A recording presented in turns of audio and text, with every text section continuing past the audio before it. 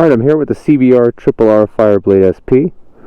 I wanted to make a real quick before and after video with our flashing to kind of show you guys exactly what this bike does stock without a flash and then with a flash. So right now the bike is on the original file. That means the modifications the customers put on here, like the stacks and the Akrapovic, are still on the original tuning, which means we're going to see exactly what issues the bike has when these modifications are installed, because this is what typically a customer would be doing with this motorcycle. Spend $30,000 on it, you're not going to leave it bone stock. So let's start with the startup here. Let me get the dash on here. Okay. Alright, so that's the initial startup.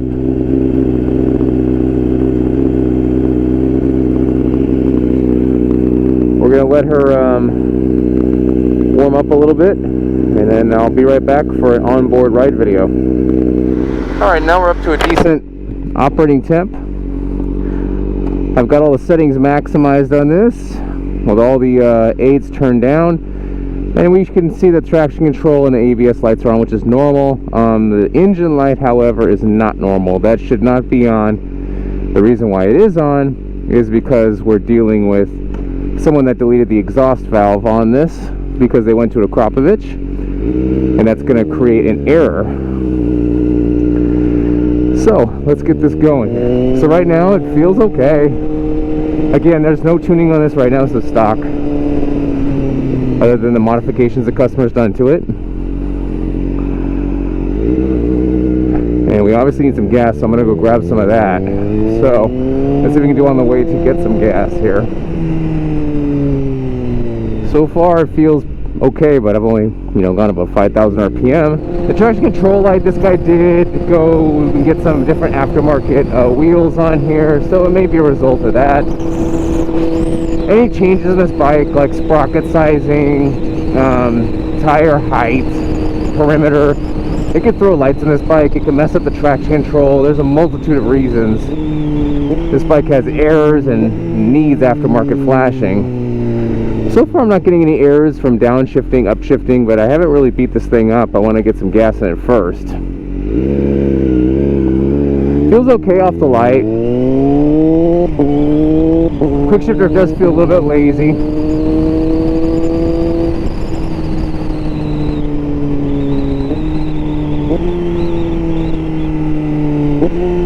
The downshifting feels a bit wooden. Oh, I got a cop here, or a fire truck. Get out of the way real quick. There you go. All right.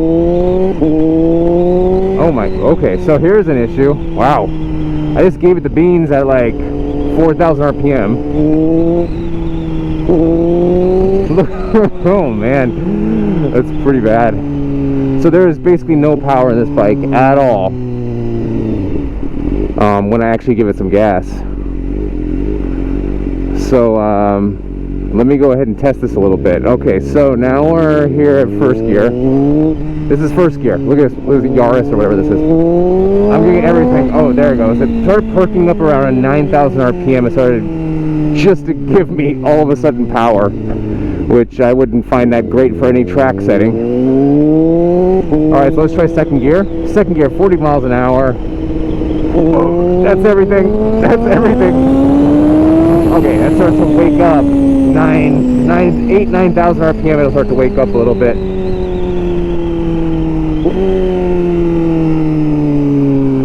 Make sure there's nobody here.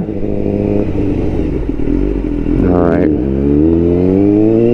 Well, I mean, I don't know, this is slow. Look at that, that's everything. This is everything right here. Everything. Alright, let's go ahead and get some gas here. Alright, we're back on the bike. Put a couple gallons in there. We're set to go. And we're going to take this thing and, let me see here. I guess I'll go up the hill here and see how this thing goes through turns with this power the way it is, which should be rather interesting, but don't worry guys, I'll take it easy on the bike.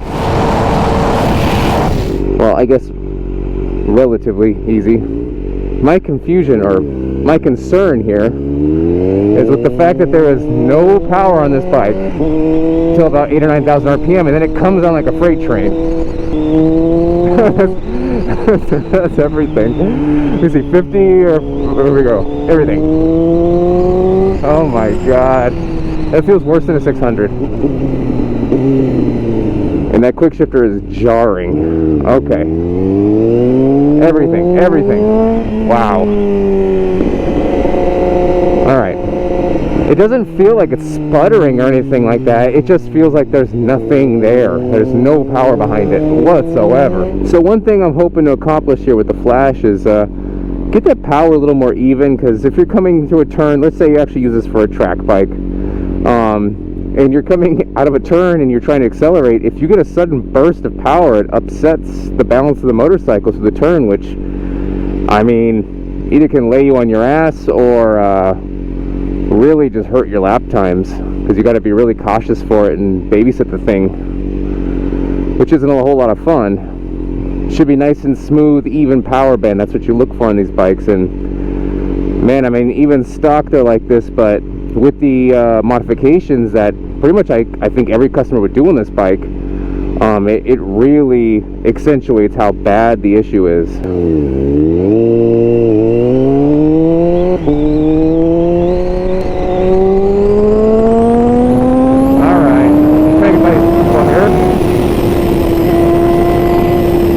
If I can here real fast. Yeah, I'm good. Alright, let's see what we can do here. Alright, feels like there's no power in this thing, first of all.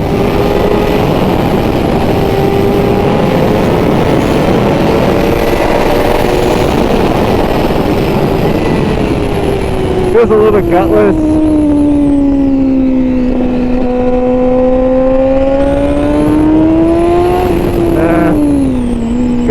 Gutless. So if I'm going through a turn here, let's see. Oh yeah, it's really jumpy. Super jumpy.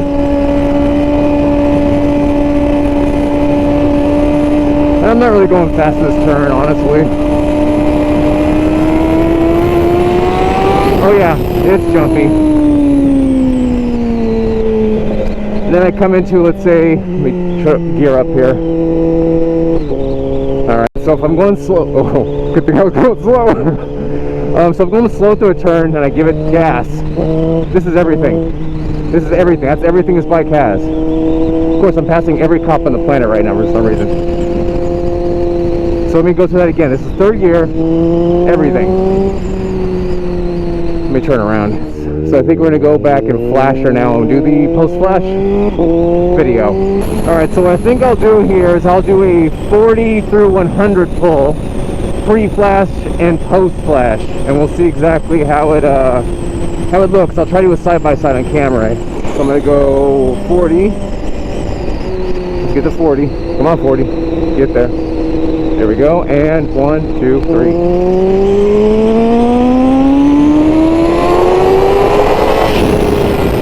Okay, so now we're going to compare that with the post flash, because I'm on the way back to flash it right now. Alright, so I got the BT Moto handheld right here, and I will be installing the flash onto here. So what we got to do here, that's already loose for me, perfect. This comes out, I made sure they're already loose. Perfect, okay, seat comes off. What you're going to look for on this bike is going to be your onboard diagnostic port, which is right here on this bike. It actually is right in here with the little cap on it. I've of course taken the cap off already because I've done this a couple times already. So I'm going to connect that in. And on this one, there's a power as well, right there. And boom, you'll see this thing light up. Of course, you got to make sure your key is next to this bike because it has a key fob. We're just going to go into work, writing, modified, original file, which is what we're on right now. Now we have the stage 2 pump updated 1-to-1 throttle. So that's the one we're going to pick. But of course you can go through, and we've also put MR12 in here for race gas. And we've also the customer is going to be changing his sprockets, which is a big deal on this bike because the stock gearing sucks. And if you've seen the video where I'm racing MaxWrist, yeah, that's because this gearing is horrible. It's made for like, I want to say like 230 miles an hour or something like that stock. So when you gear these things down, which most people do, they actually get a lot faster. So I'm just going to go through the process here. Alright, ECU flashing is complete. It's just generating a log right now. There we go. So now let's go to work. Let's go to tool. Let's erase error codes. Just make sure we have a nice clean ECU here. Off. Test completed successfully. Okay. Oh, okay. So the quick shifter is automatically smoother, even just that 1-2 shift just now. Oh, there's definitely more power in the bike, even just me jolting a little bit right there. And you can see the check engine light is not back anymore. That's great. A lot of other tuners I've seen, sometimes even just manipulating the wrong tables for tuning, will disable the quick shifter, throw lights, make extremely lean conditions. This bike is really touchy when it comes to that stuff. See if we can do a 40 to 100 test. I'm just going to slow down a bit here. Make sure there's no one coming behind me because I need enough space to do this.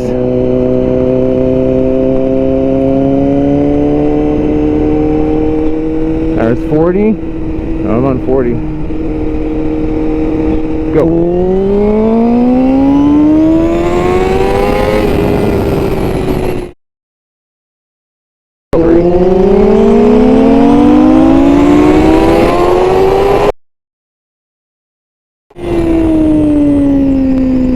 Oh yeah, that's a lot faster.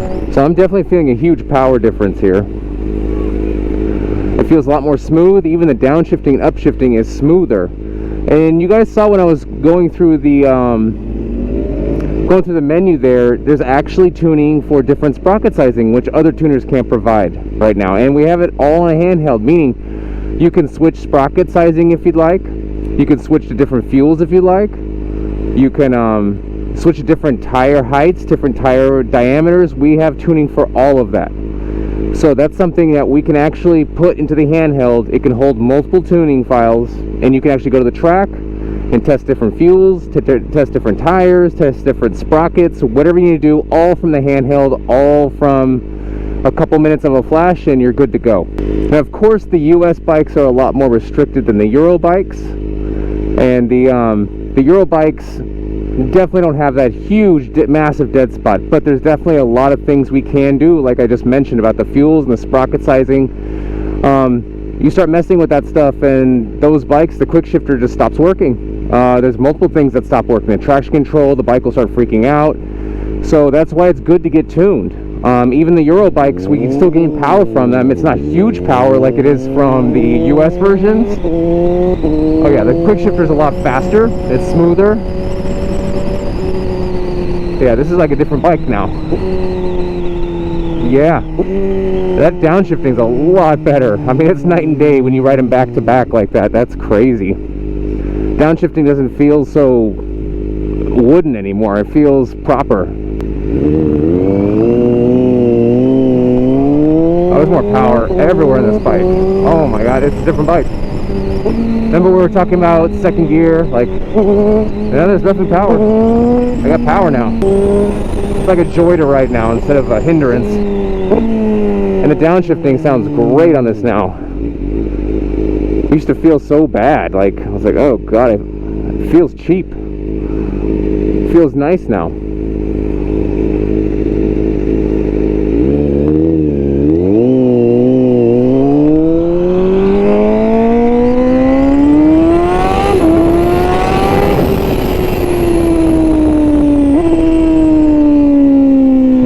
Definitely a nice even power band now.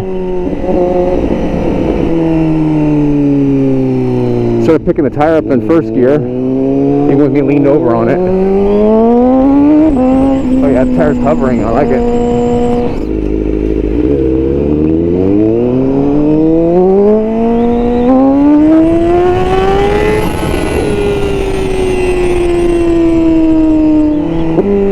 before going up the hill here, this thing was struggling, and I mean struggling to get up to 140, 150. I mean, the thing was like laboring to get up to that speed. I mean, it was almost like it wouldn't get there. So let's see what it does now. Let's see it.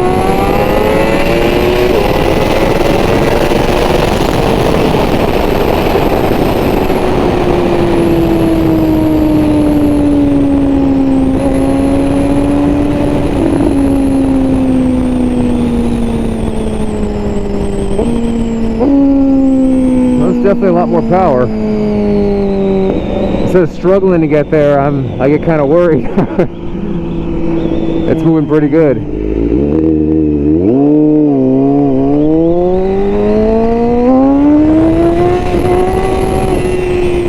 Well, this is definitely a bike I would love to own post-flash. Pre-flash, I'd probably throw it into a fire, but I would do the same thing with the BMW S1000RR, honestly. Pre-flash, the bike is absolute garbage.